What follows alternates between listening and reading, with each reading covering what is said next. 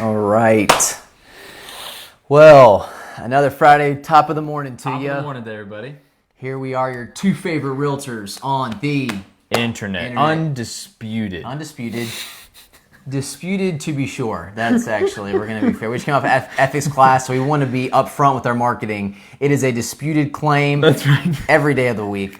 But to us, we are your two favorite realtors on the Internet. I'm Sandy Roberts. Brian Levitt. Guys, good morning to you. Yeah, it's good to be here. We love coming at you. Listen, we got a few things for you this morning. I think some real on-the-ground stuff that we hope to bring to you. I know we just came off of an ethics course, you and I, yesterday, that the National Association of Realtors forces us each year to take. That's right. And, man, I don't know if I'm any wiser for the wear, but... I mean, it was 4 hours of a lot, but I will say, people need to be ethical out there. That's a good... I mean, people just need to do their business. Character does matter at the end of the day. Come on. Character matters. And Heard I think some crazy examples. If you've been in any industry, but in particular, I can tell you right now, there are some people who do act unethically. That's right. That's right. So, anyway. But that's why we have...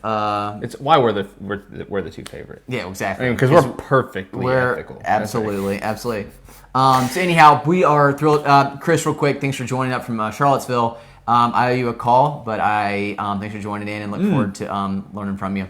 But all that. Sandy, what do we got today? Yeah, absolutely. So we got, I think, two things. One, I think we're going to get, again, real granular on some just home inspection stuff. Cool. Because, again, we always, as you said, we always want to make sure we're tapping into experience. Yep. And I'm just going to throw out one thing on the front end. We're going to jump in. And I think we'll actually get into this next week. Why don't we just lay the groundwork? We do have some things, again, I think you said it best, not politically, but on a economic that I think will be important to the home buying industry, but also just to your home front. Yeah. And, budgets and even right now, Department of Justice, we're doing some just very minimal research, but even our industry itself, the Realtors or National Association of Realtors, as a national entity, man, our commissions are under fire right now. So across the board, a lot is happening, I would say, in political realms, but of an economic backdrop, I guess. That's right. And so that's why we do want to bring these things before you. But again, that's at a macro level. So let's punt that to next week. Yep. We'll do that, and then we'll bring it back. We'll bring it back to a very tangible, digestible outlook on okay, how does this affect my food budget? How does this affect everything about our budgets affect ultimately every other part of our life. That's 100% true. So one of those biggest areas of our life being housing. Yeah. That's the area of life that we service. So I think it would be good to talk about all those things, maybe look at what might be coming. So stay tuned for next week's episode. That's going to be great. Yeah. So Brian, here's what I'll do. I'm going to ask you kind of two questions, and I'm going to let you run with it, and I'll just listen and learn. Yeah. I think one is this, maybe can you give us a framework of, we know it's a competitive market for a buyer. Can you still ask for a home inspection? Are people still doing that? And kind of, what does that cost? What does that look like process? And then on the backside, customarily you get a home inspection done here in North Carolina, at least, to use that as kind of a basis for further negotiations during the due diligence period. That's right. Can you just kind of give us some framework of, should we do it as a buyer? Does it hurt our offer to put that in? Maybe some numbers around that. Yeah. What does it cost? Just the basics. But two, what are we looking at once we get that inspection back? If we do get it, what can we do with that? Yeah, let's just start with the elephant in the room, which is a due diligence fee. Yeah. We're not devoting this episode to due diligence fees or to talk about due diligence, but it is so tightly connected to this topic. Yes, so, right. When you hear your neighbor next door say, "Oh, I had to give him $100,000 in due diligence just to win the house," that will be terrifying, right? You're like, "Well, I'm not putting $100,000 at risk." I use that as an extreme example, obviously, but you hear these stories. You have friends, you have family members that are dishing out large amounts of cash. That's right. To just win in a multiple offer scenario. And what does that make you feel? It makes you feel like you have to do something in order to buy a house. It makes you feel like you have to do that in order to compete. When really, when you look at the numbers, it's not the majority of people. It might be the case for the house that you happen to bid on, and so that does bring us back to the question of what's your criteria like? What are you actually bidding on? Are you unyielding in that criteria? Do you need to have the cutest house in the best location possible? Okay, then yeah, competition is going to be fierce for that product.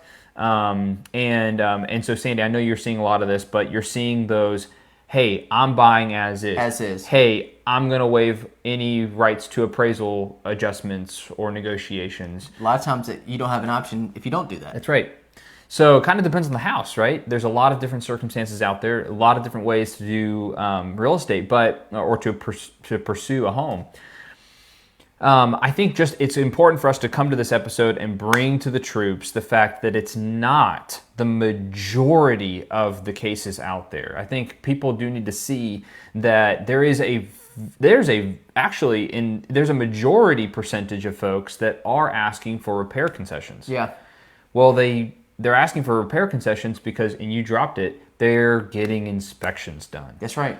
So, Sandy, when you have a client that's ordering inspections, on average, how much do you think? Maybe this is, obviously this is dependent on the house, how big it is, how old it is. But that's right. On average, how much are folks spending to inspect a home? I would say around $650 if I saw that. And then when I say that, that's including, for North Carolina, we do test for radon, which is a colorless, odorless gas that comes from uranium, and certain pockets can make it second deadliest cause, or second cause for lung cancer. That's right. So we test for that. We test for wood destroying insects. Which would really just termites, but could be beetles. Yep. Or not beetles. But, beetles. Is it beetles? Okay, powder puff beetles. Powder puff beetles. Have that's you heard of them? Or carpenter bees. Yeah, right. Powder puff beetles. But no. So and then just the general home inspection. Yeah. I say around $650 is what you should budget. On average, more or less. Yeah. But right around there. That's right. That's good. Yeah. So are people investing that cash? Yes. Most of our clients are investing that cash.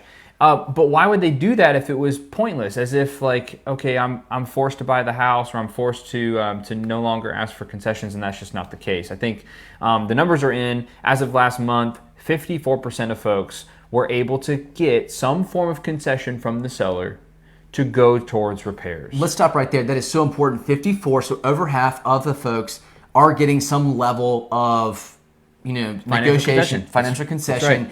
After the due diligence period, which means people are, that's a term, and that's good for me to hear. Yeah. That's a term that is, I kind of throw out and say we need to, but people are still giving concessions. Now, again, whether that means $10, that's right. We don't know how much they're giving. It's probably not as much. Again, the seller still have the upper hand. That's right. But there is something being given. So it seems at this point that home inspections do matter, that you can still get away with putting in offers that aren't necessarily as is. That's right. And there is some level of negotiations during the due diligence period. That's right. 54% of those. 54%. That's the majority. So we really do want to make sure to let people know that there shouldn't be this carte blanche, broad brushstroke approach to real estate. It does depend on the house. It does depend on the neighborhood. It does depend on the location. It depends on the condition of that home. So it depends on a lot of different factors.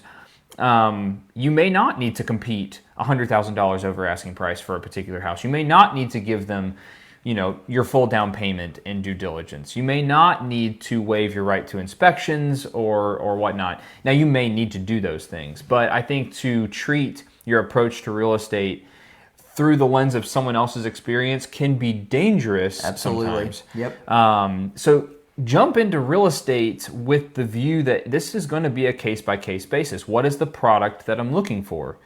Is it built in 2019? It's a townhome and the HOA pays for everything on the outside and all the systems are brand new? Okay, you're going to feel a lot better about saying, I'm sure I'll waive inspections. I'll buy the house. I want the house. Nothing could be wrong about this house that would make me not buy it.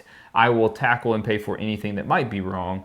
That might be a lot easier to do than a home built in the 70s with polybutylene piping and aluminum wiring, and then you got some issues that you might be trying to think through.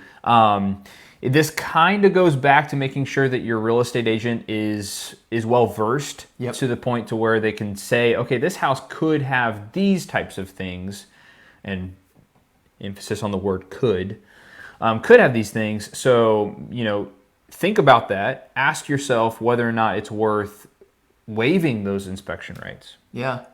may not be worth it. Yeah, and I'll give kind of one example in this past week, but I think something too where it's it was a sight unseen situation, and what we needed to do. I mean, there was probably an expectation to get this offer accepted that it needed to be close to an as is. Not seeing it, we wanted some kind of catastrophic insurance, and so what we did was we said we're willing to go up to, the number was $20,000. Okay. And we're essentially purchasing as is up to a certain, if the cumulative damages are under $20,000 or don't exceed this amount, we will take care of it. We're taking care of it. We're going to eat it. Yep. And that's where right around where our due diligence was, which makes sense, right? See, that makes sense. But it was an experienced agent. She said, hey, listen, I ran this by my closing attorney. I'd like for you to add one thing. Because there was some confusion around if it exceeds that, well, then what happens? Yeah. Well, basically what came down to is that we have the right to ask, they have the right to refuse. There you go. But they would know that they can expect to hear from us if cumulative amount. Yeah, which sets expectations. Set expectations, but again, home inspections are meant, by and large, I think at this point, for buyers to know what they might want to fix down the road, I think, and to check off any sort of catastrophic or, I mean, the reality is this, even catastrophic is overcomable. Yes. But the question is just going to be like, let's make sure we know what we're getting into on the front end. Yep. And let's get all the inspections we need to, so that, like, if we had to ask them for something, or, we got to figure out a game plan. That's right. We know what we're looking at. That's so right. I think in the day when people say, am I giving up the right? No. Well, one, you shouldn't. No, I would never advise that. Yeah. Home inspections do matter. Yeah. It's the best use of money that you could spend. Absolutely. And if nothing else, even if you're purchasing as is and aren't 54%, you're the 46 that aren't getting concessions, you at least know things that you can work on as you have the home to improve. And Brian, as you and I both know, you never know what life could throw, how quickly you may have to sell a home. That's right. So what you might want to get fixed for the next time you sell. Yes. Dang. So good. Pure experiential knowledge coming at you from Sandy this morning. I mean, it is good. We do want to make sure that we're not acting in places of fear as consumers and as real estate agents. We need to strip all that out. Let's look at the data. Let's say, okay, let's make a wise decision for you and your family. If you don't want to play ball in this type of arena, in this type of league, well, then let's not play ball there. Let's look at these homes. Let's search in these ponds. Yep. Fish in these ponds? I don't know. Anyway. But let's maybe shift gears because you don't want to play in that world. And that's very much doable.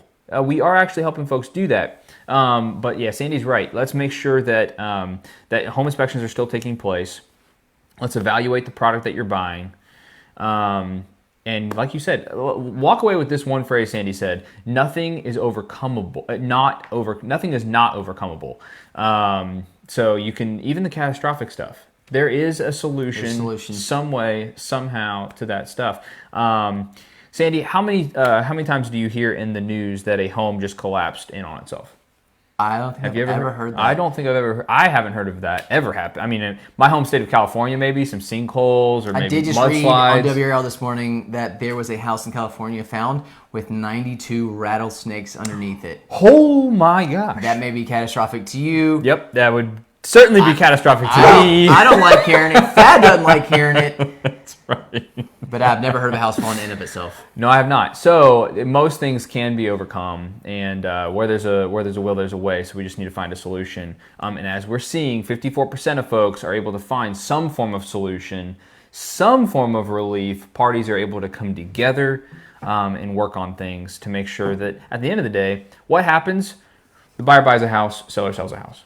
Love it. Yeah.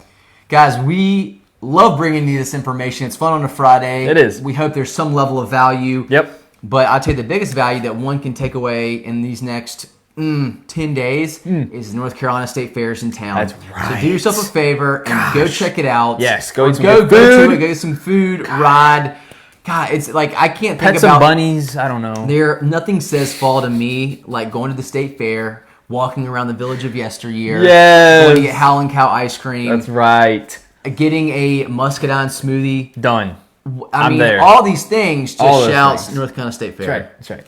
So go I want to see a experience- 900 pound pumpkin. That's what I Well, want to you see. will.